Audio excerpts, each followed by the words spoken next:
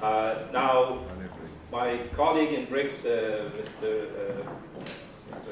Lars Aspling, and I will take turns into introducing a general overview of what the Belt and Road is, but also with a special emphasis on Africa. I hope I can compensate for His Excellency the Ambassador from Kenya to show how the continent is being transformed, but also why this is very important for Sweden to take part in. Now, a lot of the misunderstandings about the Belt and Road emerge from the lack of real knowledge about what has been happening in China itself in the past 30 years. And therefore, without understanding what has happened in China, if you don't change your idea about what China is and how it has developed and what China reflects in the world, it will be very difficult to understand the Belt and Road. I would like to introduce my colleague, Lars Aspling, member of the Belt and Road Executive Group, to present to us China's development in the past 30 years.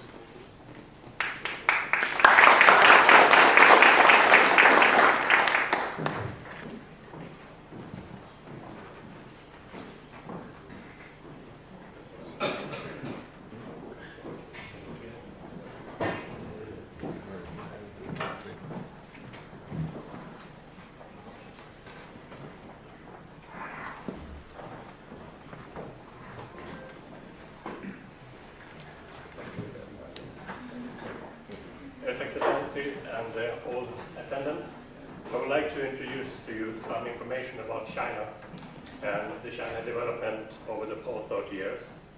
I think that insight into that gives a much better understanding of the Belt and Road Initiative in itself. So I will highlight some areas for you. Starting with population growth. 1987, the world population was about 5 billion people, of which 1.1 billion was from China. Since then, the 30 years, the world population growth have been 50% to become 7.5 billion inhabitants. Meanwhile, the Chinese population growth have all been 27%, is now 1.4 billion people. The main reason for this is China's one-child policy that was implemented to reduce the population growth. That was in effect until 2015 and is now replaced with a two-child policy. China, as you see on the picture here, has had a massive internal migration to cities and new industrial zones. Urbanization as such is a global phenomenon, and today 12% more people are living in urban areas compared to 30 years ago. China's leadership, as part of the industrialization, have encouraged the move from rural areas to urban areas. And altogether, that means that about 250 million Chinese was living in urban areas in 87. Today, it's 800 million. This is the largest internal migration ever in world history.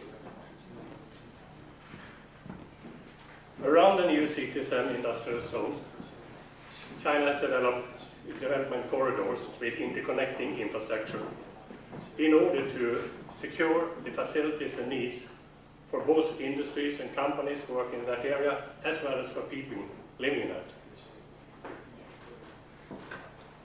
An example of this, looking into the Pearl River Delta, which is expected to merge into one mega city with 135 million inhabitants in just a couple of years. High efficiency in communication for both goods and people to move quickly, safely and comfortably is a must for this to happen. And the latest about the new bridge between Hong Kong and Macau is an example that was opening last autumn. An extensive expansion of the state-of-the-art railway network has been done also in China over the years. And that is a cornerstone of the infrastructure project they have been performing. Today, China's high-speed railway network covers about 25,000 kilometers, and is expected to grow with another 5,000 kilometers to become 30,000 kilometers just within a couple of years. Just to give you an understanding of the distance, it can be mentioned that the rail network from China to Europe is about 12,000 kilometers, so more than double internally. And that also connects 80% of all megacities in China into one highway speed network. China, as well as many other countries, struggles with the problem of surplus water in some area or some regions, while other areas have shortage of water. And China has planned for and also take on the several projects to come close and to solve these kind of imbalances. And today China has the longest divert canals for water in the world.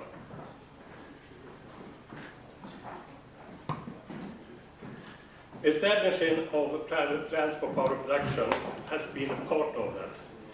The transition of China from an agricultural society to a high-tech society with high demand of energy surplus or energy supply. China's total energy production of electricity is about 6,400 terawatt a year, of which 1/3 comes from renewable energy sources. And the largest, single largest hydropower plant is the Three Gorges Dam, which produced 98.8 terawatt in year 2012. Just to give you an information about comparison, in Sweden there are a lot of rivers and a lot of hydropower plants compared to all the other of Europe. But altogether, the Swedish hydropower plants produce 62 terawatt. So this is amazing figures. China's part of the agricultural land in the world is just 8%. But China's population part is 20% of the world population. This is a very difficult equation to solve, which China has currently taken on to do in different ways. Introduction of the hybrid rice, the father of that is on the picture there, which actually increases the harvest of per hectare 10 or 15 times. And I will say change that you can use other type of land close to sea with much more salt inside, possible to do that. As well as industrialization of its food and agriculture industry as such. And you see some of this picture here. With respect to higher education, starting with a very low figure in 1992, in China the figure was just 3% of the students leaving the secondary school for enrollment to higher education. China has since then invested heavily in education, and just 2017, the latest figure I got, the enrollment rate was amazing, 51% compared to 3% 25 years ago. I will also pick up some highlights of the economic growth of China as part of this. China's annual trade surplus before 2005 was about $50 billion. 10 years later, on 2015, it had grown 10 times to $500 billion. With respect to China's foreign exchange reserve before 2001, it was just $200 billion. At the peak, 2015, that was $4,000 billion. And China's annual direct investment abroad after 2015 roughly is 150 to 200 billion a year. The latest figure about the China's foreign exchange reserve is 2018. That is $3,100 billion, of which more or less 2/3 is placed in financial debt for US Treasury securities. China's economic development can also be viewed in respect of GDP per capita. And also, once again, looking in the past history, 25 years ago, the GDP per capita was just $1,300 in China compared to the world average of $5,800. Since then, China's GDP per capita have grown 13 times to become $16,800, while the world average have just increased by 3 times. Today, China has the same GDP per capita as the average of the whole world. But even if GDP per capita is increasing and creating a surplus, there is no guarantee at all that the economic surplus will go to each and everyone.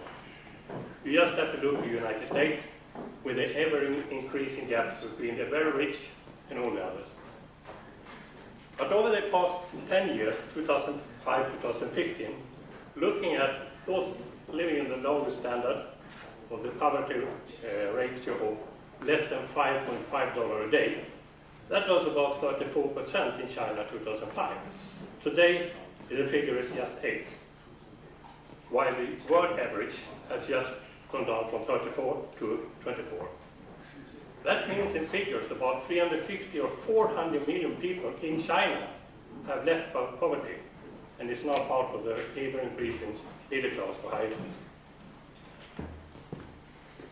The outcome of all this is that China has become and is world champion on raising the standard of living for the many through infrastructure investment, and is well equipped to initiate the Belt and Road Initiative. And since 2013, China has invited countries to be part of the Belt and Road Initiative, and so far, 123 countries have signed a memorandum of understanding to be part of the Belt and Road Initiative in order to improve the standard of living for its people through infrastructure investment under the umbrella of Belt and Road Initiative.